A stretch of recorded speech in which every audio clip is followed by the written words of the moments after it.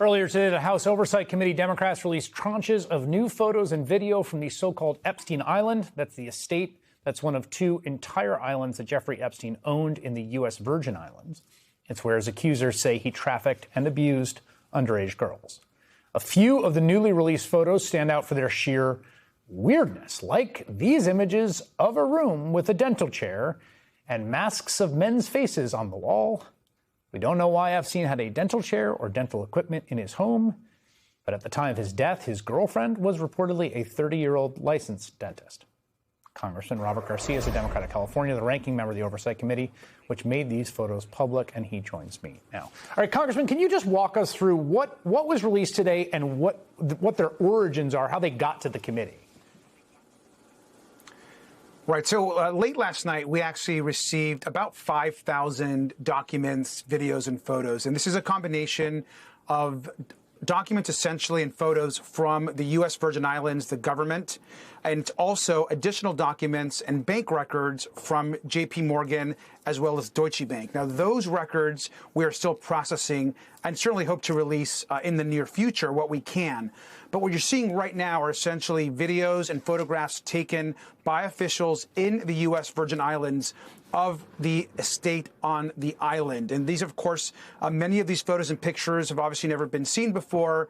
We have redacted essentially names and information that we think obviously connect survivors.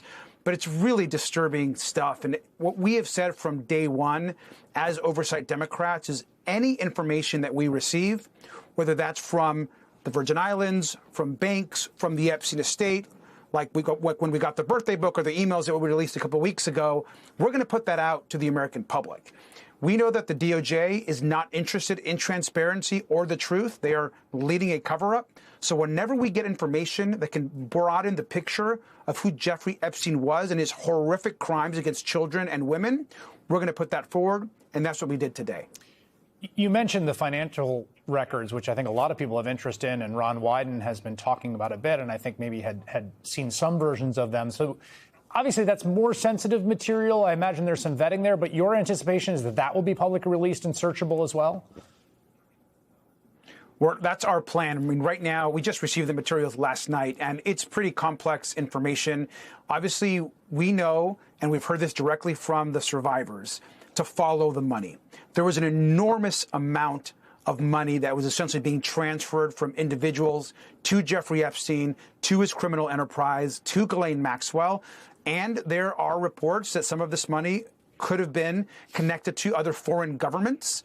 And so where that money went, who was involved, what shell companies were being set up, the money laundering that was happening, which we know was actually part of the case that prosecutors brought to then U.S. Attorney Alex Acosta, who of course becomes a cabinet secretary for Donald Trump later on. There was a lot there, and we know that the information could actually lead us to the powerful men that raped and abused women. And so for us, that information is critical. I'll also note, Chris, that the information we got from the banks is just some of the documents. We expect to get a lot more information from Deutsche Bank and from J.P. Morgan in the future, and hope to get more information from 20 additional banks that we've requested information from.